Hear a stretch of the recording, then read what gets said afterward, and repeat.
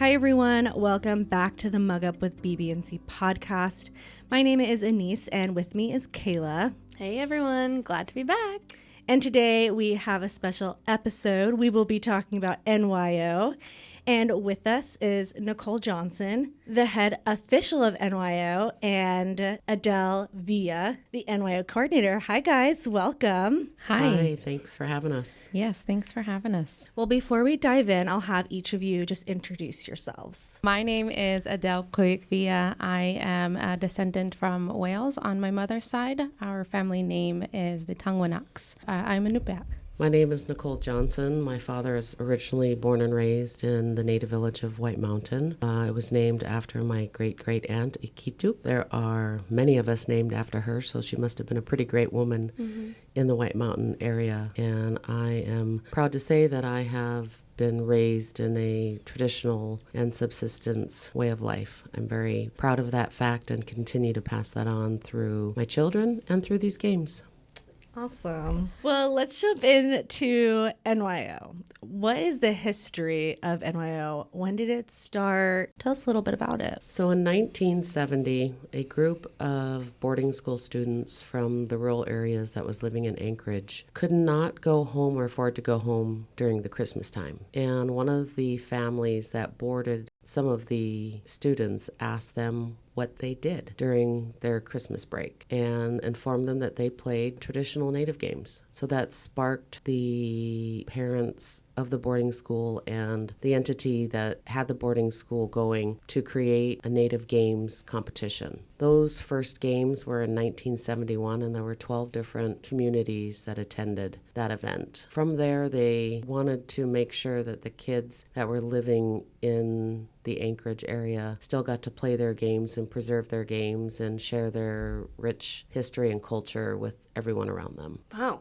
I had no idea. That is so cool. In what region were the Native Games started? There's traditional games everywhere throughout Alaska, but a majority of the games are from the north. Okay. Can you tell us a little bit about the ties to a traditional Native way of life through the games? All of the games were played for specific reasons. Yeah. And before we had all of the amenities that we have today, our people lived and still do in a very harsh environment, and you had to rely on one another to survive. Their way of working out was playing games, having friendly competitions, and through these games, they built survival skills, they made friends, they learned how to endure and create bonds with one another so you could rely on each other when you're out hunting with your partner or traveling from one season to the next to find food, water, and you just really had to be tough to live and survive. And still today, the first game is a seal hop, and usually that's the very last event that we do in competitions. Okay. Because it requires a tremendous amount of strength and endurance, not just physical endurance, but endurance to pain. In the seal hop, athletes start by lying on the floor. The women start lying on the floor, and the official says, ready up. So they push themselves up into a push-up or plank position. When everybody is ready, the official says hop, and just on their hands and toes, keeping their bodies straight, they start hopping forward for as long and as far as they can without pausing or stopping. Their hands and feet have to move together. Their bottom cannot go any higher than the back of their shoulders. So it's a very rigid position where you're only pushing with your toes and hopping with your hands as well. The guys start in a down push-up position with their arms close to their body and their first knuckle curled. And when the official says hop, they lift themselves up off the floor just a couple of inches, and then they hop, pushing with just their toes and with their hands. This more simulates the motion of a seal hopping along the ice. And through stories, hunters would use something similar to this to sneak up on seals that were sleeping on the ice. And when they got close, they'd grab their harpoon off their back and harpoon the seal.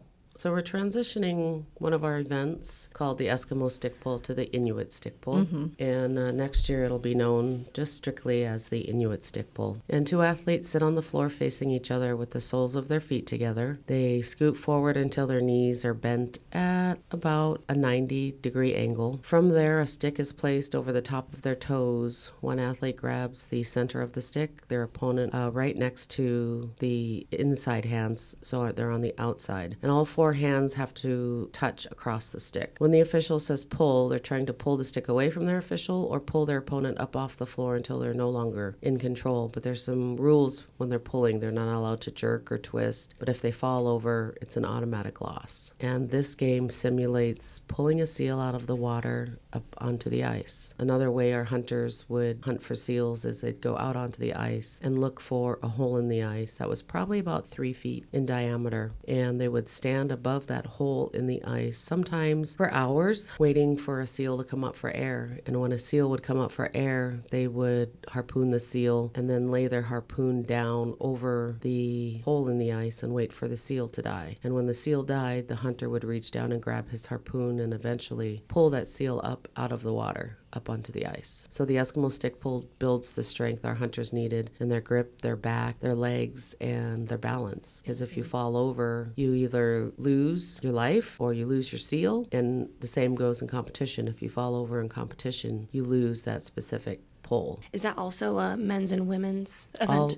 All of the events at NYO are all for boys and girls. The Indian or Dene stick pull, which next year will be strictly known as Dene, is derived from our interior indigenous people. 2 athletes start by standing next to each other facing opposite directions. Their inside foot is against their opponent's inside foot. They place their outside foot in a position so they can maintain good balance. A stick that is 1 foot in length, 1 inch in diameter at the center, tapered down to about 1/4 inch on each end. And that stick simulates a fishtail. So if you were to cut the end of a fishtail off of 2 fish and put them together, that's what the stick simulates. The official then places the stick between their opponents right underneath their inside hands. When the athletes grip the stick, they have to grip behind a line and they have to grip at the same time. The stick is greased with Crisco to simulate fish slime. This is a game that is strictly technique, where most of the games, if you're a smaller person, you're going to be better at one game. If you're a bigger person, you're going to be better at another. If you're more agile or coordinated, you'll be better at some of the other games. But this is one of those games where it does not matter how big, tall, strong, small you are. Anybody can do this game and be good at it. Imagine yourself trying to grab a fish by the tail. You don't squeeze it really, really hard. There's a gentle kind of pull when you grab a fish by the tail and pull it towards you. So this game simulates that in specific. When the official says go, they can do anything they want. They can push, pull, they can twist, they can re-grip, they can slide their hand up and down on the stick, and whoever ends up with the stick wins. But if they move their feet, if they pull the stick up, that rule is specifically in there because we have 7th graders competing against 12th graders, and if somebody who's 6 foot tall pulls it straight up over the shoulder, there's no technique to that, and that's not what our game is about. And then you cannot intentionally touch your opponent. I can tell you from experience, when you grip the stick, you kind of already know whether or not you've got it. What's the longest people have competed against each other for the stick? There's a few matches where athletes might work for about 30 seconds. Who puts the Crisco on the stick, and how do you determine that it's all the same? Every official who sets the stick puts the grease on the stick, just tries to keep it as even as possible on both sides of the stick. And the officials that are doing it have either competed in it or done it before, so they have a pretty good idea of how much grease needs to be on the stick to simulate fish slime. I don't think I ever realized that it was greased with Crisco. Yep. All right. The scissor broad jump. An athlete starts by standing behind a line. From there, they jump off of 2 feet at the same time to 1 foot forward. From there, the trailing leg crosses behind, it's called the scissor step, and must land on the other side of the foot that was on the ground and in front of the original position of the first step. Then the athlete steps forward and then jumps and lands on both feet, maintaining their balance. The winner is declared by the athlete who jumps the farthest distance. This game simulates ice hopping, trying to cross a creek or a trail. For example, if you're out on the ocean and you're traveling along the ice, if one of the little icebergs that you're jumping from sinks or starts to sway to one side, you have to get off that ice quickly and move to another piece of ice. Or in the springtime when the rivers are full of ice flowing down the river, using the ice to cross the river to get to the other side. Or when you're in the springtime or fall time or summer and you're trying to cross a creek and you have to jump from one side of the creek to maybe a rock or a log, those rocks and logs are never sturdy and they're never dry. So this game really requires coordination and agility. Moving on to the 2-foot high kick. The 2-foot high kick. An athlete starts by standing on the floor. They can also use a running approach. They jump off of both feet, and they have to kick a ball that is suspended in the air, keeping their feet even and parallel. The tops of their toes have to be even. They land on both feet at the same time, maintaining their balance either by sticking their landing or hopping around until they stop. Only one foot has to kick the ball. Their feet do not have to be together, but the tops of their toes have to be even. Then the ball is raised 4 inches at a time until we get down to the top 3 to 5 athletes, and then we might go 2 inches at a time. The winner gets to decide if they want to go up however many inches until the record is hit. And then from that point forward, they can maybe just go up 1 inch if that's all they want to do. And that's usually what they do. And this event was used to signal to your community that the hunters had been successful or unsuccessful. It depends on where you go and who says. So it's a form of like body sign language. And this game specifically came from the north where it's very flat and you can see forever. So the messenger from the hunting party would find a high spot and somebody from the community would be looking for the messenger, just keeping an eye out. And instead of the messenger having to run all the way back to the village, they would use their bodies and, let's say, do the 2-foot high kick to demonstrate that the hunters send the signal that the hunters were unsuccessful. This is probably my favorite event. What's the record? The women's world record and high school record is 79 inches, which is held by Adele's sister. Oh my gosh. Late Autumn Ridley. And she actually broke my record, which was 78 inches. Wow. Oh my gosh. And that was my world record, which I set in 1989, but I had the NYO record for many, many years prior to that. And then the guys' high school record is 8 feet 5 inches, and the men's world record is 8 feet 8 inches. That is so tall. And I'm like trying to think of how tall these people are. I mean, it doesn't necessarily mean that you're tall. The guy who set the record originally, Brian Randazzo from Tititlic, senior, he is probably about 5'10", 6 foot, somewhere around there. The guy who just tied the record recently is only about maybe 5'8", Colton Paul from Kipnuk. So for this event, it really doesn't matter if you're tall or short. No. I'm trying to imagine you, Nicole. You're like, what, 5 something? 5 foot. You were like upside down, basically. Like I'm imagining your feet like so high up in the air. Just have a really good vertical jump. Yeah. Wow. Yeah. I see them kick. I'm like, oh my gosh, how are their feet so high up in the air? That's definitely one of my favorites. Yeah. And I learned about the 2-foot high kick actually in church in 5th grade. I had gone to church with my neighbor friends, and after Sunday school, we had played games and whatnot, and they were playing native games, and I learned about the 2-foot high kick, and everybody was surprised because in 5th grade I already kick over my head. Yeah. Wow. Let's talk about the 1-foot high kick. So the 1-foot high kick can start from a standing position, or athletes can use an approach. They're going to jump off of 2 feet, kick with 1 foot, doesn't matter which one, kick the target, and it's usually a sealskin ball that's hanging from what we call a kickstand. The athlete, after they kick the ball, must land on the same foot that they kick with and maintain their balance, either by sticking their landing or hopping around until they stop. And all of the rules that are very similar as far as the ball goes up 4 inches, and then when we get down to the top 3 athletes, we go 2 inches. The athlete who kicks the ball at the highest height wins this event. This was also used as a signal or a form of communication, body sign language. Messengers from the hunting party would get within sight distance of the village, and when they saw the village, they would do the 1-foot high kick, maybe signaling that the hunters had been successful. And what about the Alaskan high kick? The Alaskan high kick is another one of those games that really is a lot of fun to watch. Probably another one of my favorite events to watch. The athlete starts by sitting on the floor, places one hand right behind them they're going to be balancing on that hand. With the other hand, they reach across and they grab their foot, any part of their opposite foot. So for example, right hand grabs the left foot. They're going to use the leg that they're not holding on to as their kicking leg. When the athlete is ready, the athletes will start from that seated position, pull up on the foot they're holding on to, kick the ball, come back down without any other part of their body touching the floor except for the hand that they're balancing on and the foot they kicked with. During the long cold winter months,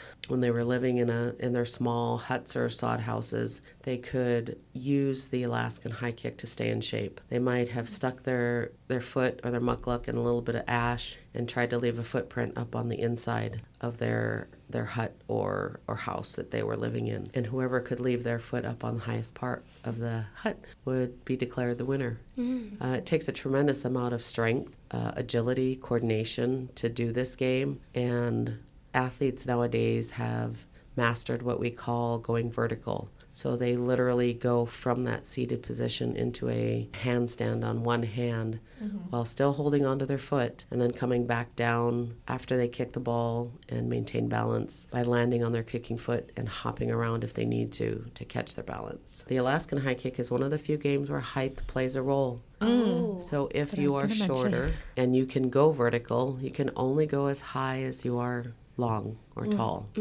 Now, athletes can also change their hand position from a flat palm or bridged on their hand, or they can even on a fist on their knuckles. This next game is one that I watch and I think of pain. Yeah, totally. It's the wrist carry. This is one that in school, growing up in Anchorage, we would always have like an NYO day. And this is like the game that we'd all attempt. It's so hard. I feel like if I tried it now, that would be hard. So the wrist carry is a team event. 2 athletes hold a wooden dowel that is 48 inches in length and 1 inch and 5/16 in diameter. The athlete sits on the floor, usually in a cross-legged position, makes a fist and wraps their wrist, just their wrist, around the stick, and then takes their other hand and wraps his or her wrist around the stick. They use their other arm and grab their forearm just below the wrist that is wrapped around the stick. When the athletes are ready, they lift up the athlete while hanging only by the wrist, going around an oval track, and whoever can travel the farthest while carrying the athlete in that hanging position wins the event. Now, as soon as the athlete touches the ground after they've been lifted off the floor, they measure the distance. The athlete is not allowed to re-grip at any time on the stick or on the forearm that they're hanging onto. And this is a game that was used to help teach teamwork, build strength, and endurance for both the carriers and the athlete. And traditionally, this would have been used to carry supplies from seasonal locations. So in the springtime, our people usually in the north are going to be out on the ice hunting for seals, walrus, and then move in the summertime to the rivers for fish. And then in the fall time, move to where they can hunt caribou. In the wintertime, set trap lines for the smaller fur-bearing animals. You had to move your community from one season to the next, and you had to carry everything. Your community was strong enough to do that, you'd survive. You know, we didn't have four-wheelers, snow machines, and all that stuff back then, so you really had to be tough. This event is crazy because the athlete in the middle is literally holding up their whole body weight by just their wrist. That has always amazed me. Do you think that this is one of the ones where the person that's in the middle, is it better for them if they're smaller? This is for our small and mighty athletes. The top 5 athletes are probably between 5 feet and 5'6" maybe. At the tallest. And they probably weigh no more than, I'm going to say, probably 120 pounds. And the carriers are usually about 6 feet. And they have a little bit longer gait. So somebody on the outside has got to take a little bit longer strides than the person on the inside. So it's really a true team event. And one of the really unique things about this event is teams who don't have carriers can use carriers from other teams. When you look at the podium, there are usually a couple sets of carriers for different teams who get medals for carrying somebody who's not their teammate. Let's say, for instance, somebody from one of the smaller communities who only brings 2 or 3 athletes, or maybe 5, and they just don't have the capability or don't have the athletes who can carry or the funds to bring in just carriers will borrow carriers from other teams. So that's really one of the greatest things, unique things about this event. All right. The kneel jump. Athletes start by kneeling on the floor with their knees behind a line, sitting on their heels. From this position, they can take off by pushing off with the front of their legs forward, jumping forward and landing on both feet, maintaining their balance when they land. The object is to jump as far forward as they can. Now they can start right from that kneeling position, or they can swing their bodies up and down. It does not matter. So the last thing to leave the floor are the tops of the feet. And as soon as they reach that Superman position, I call it, like they're taking off, they pull their knees up towards their chest, and then they throw their feet in front of them. And the athlete who can jump the farthest distance wins the event. The top few athletes will jump between, for the females, they'll jump between 40 and 50 inches. And the top male athletes will jump usually between 50 and 60 inches. The kneel jump is a game that was played to help develop the skills of our people to jump up or get up quickly. So if they're kneeling out on the ice, maybe butchering a seal, and the ice starts to break up, they have to be able to get up quickly. Or if a hunter is butchering a caribou and maybe a pack of wolves or a bear sneaks up on them, they have to be able to jump up quickly just to get out of the way, to run. I'm sure that if they started running, the bear might, or wolves might look at them for a second, but realize that, oh, wait, there's a whole caribou or moose right there for me to eat, and I'm not going to worry about that scrawny little human. Potluck. Yeah. The kneel jump is a really interesting game because it really requires a lot of core, a tremendous amount of core. You really have got to have that core strength. Not just your abs, but your back has to be really strong to do this event. And it's probably one of the games that a lot of people can either really do it good or they can just get up to their feet. And a lot of people don't like to do it because it requires so much core strength. And if you're not warmed up, this is one of those games where you can easily injure your abs or your low back. The next one is the one-hand reach. The one-hand reach is one of the more difficult games that we do at any native sports competition. An athlete starts by balancing on one hand, and they can balance on their flat palm, up on their fingers in a bridged position, or on their knuckles. They place their hand on the floor, and then with that same arm, they're going to push their elbow into the front of their hip bone. They lift their legs and knees off of the floor, so they're only balancing on one hand, keeping themselves steady with the other hand. Once they're balanced, they reach up and touch a suspended ball. After they touch the ball, they bring their reaching hand back down and have to show and maintain their balance before they can set the rest of their body down. This is another one of the games where height plays a difference, or how long your arms are. This is another game similar to the Alaskan high kick where it takes up very little space. So this game was played usually during the long, cold winter months to help you stay in shape.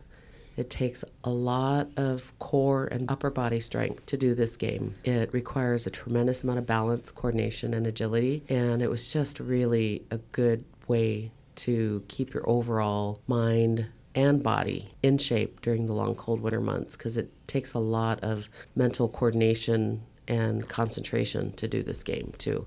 And it's painful. It can be very painful on the athlete's wrist. And when they practice this, they sometimes just practice to build the strength that they need in their wrist. Because I know how hard this game is, just the form, the putting all of it together really is just astonishing and amazing. And to watch those top athletes to where they are nearly fully extended with their hand on the floor and their reaching hand straight up, just the lines of this game are just amazing. The last game that we have is the toe kick. So the toe kick is a game that originally started at our NYO event, was taken out, replaced by the scissor broad jump, and then put back in. And it was time to add the toe kick back into our NYO event. And we figured out that we could add the toe kick in without having to take any of the other events out. So this will be our second season with the events that we're all going over today. The toe kick is the hardest game that you will see at any Native Games competition. It is not a fan favorite to watch, but for the officials, it is one where you have to be extremely aware of what you're watching. So the athlete starts from a standing position behind a line, and a stick that is 1 foot in length and 1 inch in diameter is placed at a specific distance away from the athlete. The athlete has to jump over the stick, but as they jump over the stick, with both feet, they have to tap the stick, not land on it. Just tap the stick with both toes and then land in front of the original position of the stick, maintaining their balance either by sticking their landing or hopping to catch their balance. Now, if they land on the stick, it's considered a miss. If the stick moves forward first, that's considered a miss because it has to roll backwards, and both feet must touch the stick at the same time. And this game was played for similar reasons as, let's say, the scissor broad jump. Used for ice hopping. You had to be quick on your feet. If the ice broke up, you had to be able to jump quickly to another ice floe, or you would have to jump softly onto something and then onto somewhere else. So this game requires a tremendous amount of concentration, agility, and coordination.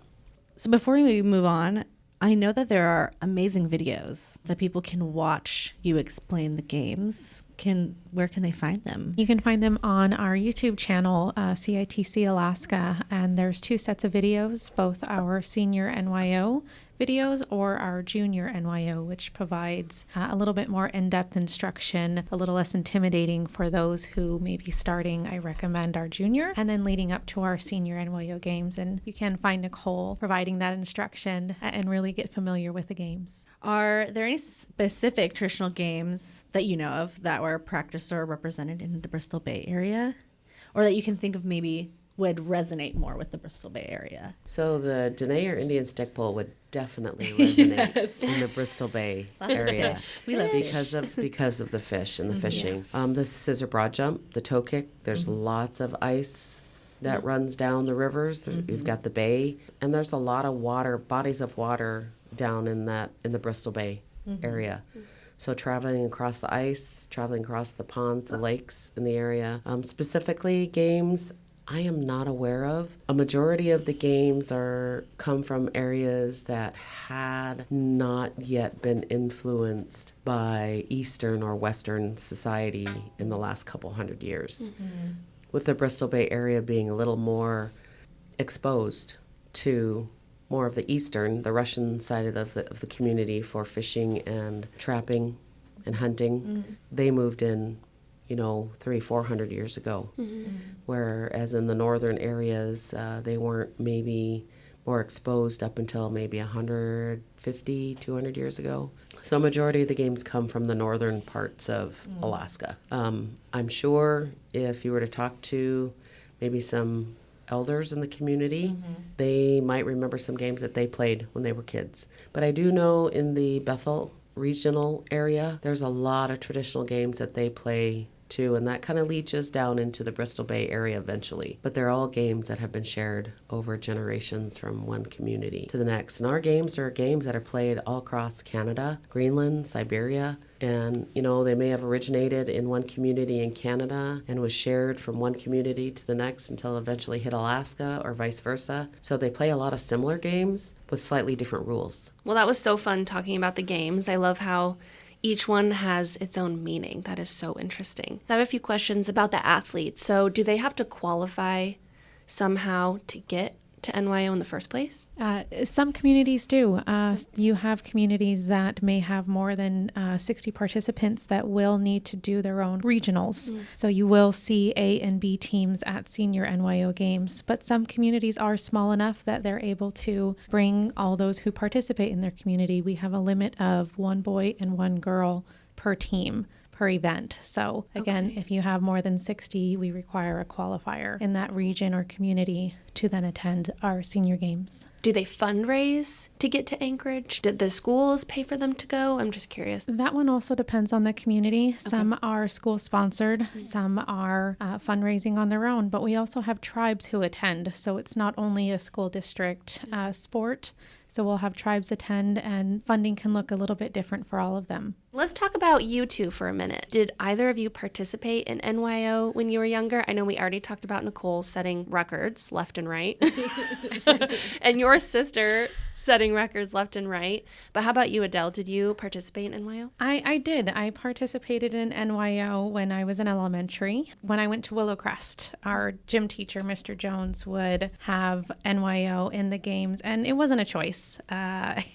He would actually, and he would drag us a little bit because my family was a little bit of rebels. But I competed in an elementary, and we used to compete at the Mountain View Rec Center when Ben Snowball was coordinating the games back then. And so I remember going, and back then it was ribbons, and you competed in any of the events that your coach signed you up for. And back then we even had leg wrestling. That was probably one of my favorites. I love leg wrestling. It is, I don't think I've done it with my kids yet, but I should bring that into the house. Yeah, exactly. And that specific JNYO event that Adele is referring to as an official, we would do all of the games in one day at Mountain View Rec Center. Wow. And then eventually it got so big that we ended up being able to split it into 2 days at Mountain View Rec Center. And now we're 3 full days broken up into age groups at University of Alaska. The amount of growth that NYO has had has just been amazing. And I'm going to have Adele talk a little bit more about that. I don't know how many athletes were competing when I was in elementary, but we now have anywhere from 600 to 800 athletes competing in those 3 days. So we can get an average of 200 to 300 a day competing, and it's organized chaos. Yeah. And it's a lot of fun. And Nicole has a team of about 34 officials on the floor, multiple stations. It's a lot of fun. So when Adele was competing, there was probably about 60 to 80 kids between grades 1 through 6. And they were long days. I enjoyed it. And after elementary, I didn't compete.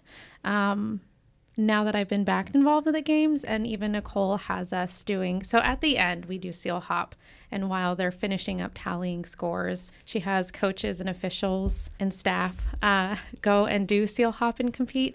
I didn't know that I would like it so much, and after the first couple times she's had us do it this year, I now want to do it every time. That's awesome. So I also enjoy seal hop now and more of the strength events. And talk about strength. This woman, she is a competitor. I mean, go against her in Inuit or in Dene or arm pull, because arm pull's at NYO. Don't doubt her. That's all I got to say. Yeah. Why do you think NY has grown so much in just even a short amount of time? In the early 2000s, an NYO coordinator was hired who really saw a vision, and CITC helped her with that vision. Hired myself and an athlete to start traveling to different schools. Through that program, when she left, Adele ended up coming in onto the scene, and CIT has continued to support myself as a contractor to go into the schools in the Anchorage area, and then I get hired also to go outside of different schools to run events and do workshops with school districts as well. I have to say the reason our athletes continue to come back and love our games is it's community. If you're familiar with our culture, our biggest thing is gatherings and coming together to celebrate. All of our athletes, no matter where they're coming from, they're going to come for that one reason, which is NYO, our native games, our Indigenous games. And they get to connect, make friendships, meet family. It's like a family reunion every single time. So I really have to say that it's really because of the community that we have. We call it our NYO family. And you don't have to be related to them. You can meet them that same day, and you've got a best friend for the rest of your life, and you know you're going to see them again at the next event. Social media has helped in promoting it. Yeah. I will say that. And it helps keep the connections with the athletes between one another. For example, when I started competing in NYO, there was nothing, it was back in the 80s. And I might see somebody once a year. There's still a few people that I am in contact with because of NYO. And social media has just made it easier to stay in contact. trying to get the message out about our games through social media and keeping it an NYO community and family has been the most important thing. I mean, it really is amazing. When I started back in 2013, we didn't even have an NYO Games Facebook page or Instagram. But with the communications team, with Cook and the Travel Council, and with Nicole's support and knowledge in the games, we really drove to get that information out there, continue those connections even when we weren't gathering, and just making awareness of the games. And our youth really enjoy it. And they really, ever since we made the videos in partnership with N7, Nike N7, we've been able to really get that outreach even further, even down to the lower 48. So we get a lot of views, and they've come in handy. We just came from Juneau, which was a huge event. They had middle school, high school, and an open event. And there were 2 athletes from Dartmouth that attended, one male and one female. The male athlete told me, he said, without the videos from NYO, there's no way he would have been able to come and be part of this event. Wow. So it was really, really cool that he literally learned how to do the games by watching the videos that CITC did. It sounds like you guys both have your favorite parts about NYO, about connection, community, kind of how the coaches come back and be officials, and the athletes. It's kind of like a full circle thing. Are there any other favorite parts that you can think of about NYO that you want to mention? I know for me, it's a family lineage. My auntie was also a record holder and is a current coach, and she officiates as well. My uncle coordinated before me at one point and is a huge influence and ambassador for the games as well. And so it's a family lineage. And as you heard, my sister holds records, and now all of my sons practice the games and or are competing. And so it's something that I value very much, knowing that it continues. And one of the things that I've been saying lately is our games are about honoring the past, celebrating the present, and building our future. I love that. That's a great description of our games. It really, really is. I am proud to say that I was her aunt's coach in high school. I competed at NYO from 1981 to 1987 when I graduated. And I competed in all of the events except for the strength events, which really was just a really great time. They didn't have the wrist carry. When I was in high school, they had leg wrestling when I was in high school. They did not have the Dene stick pull when I was in high school. And the last couple years I was in high school, I think I was a sophomore in high school or in 10th grade when they added the scissor broad jump. And we didn't have a junior NYO when I was in high school. We also didn't have a bunch of the events that are happening nowadays. When I competed at NYO, and then World Eskimo in the Olympics in the summertime, and then every 2 years at Arctic Winter Games. Now, I'm the head official at events in Seward, Kenai, Juneau, up in Utqiagvik, Greenland, Fairbanks, for World Eskimo in the Olympics, Arctic Winter Games. This year alone, we've had like 10 events that middle schoolers, high schoolers, and open athletes can compete in. So that growth has helped with its overall growth of NYO. So my children have also participated. My daughter is an official on my officiating team this year at most of the events that we go to. Yep, and my son has competed, and he has a family now. He still loves the games, and both my kids were born into the games. They really didn't have a choice. And it turns out that they both love them. So I'm really happy and proud that they have stuck with that. What's the impact that you've noticed that NYO has had on young people? NYO has a massive impact on our youth who participate. 87% credit NYO as an incentive to stay in school. 60% have improved or maintained good grades in order to continue participating in our NYO games. 100% improved an element of their health through participation. 85% see themselves as a role model for future NYO athletes.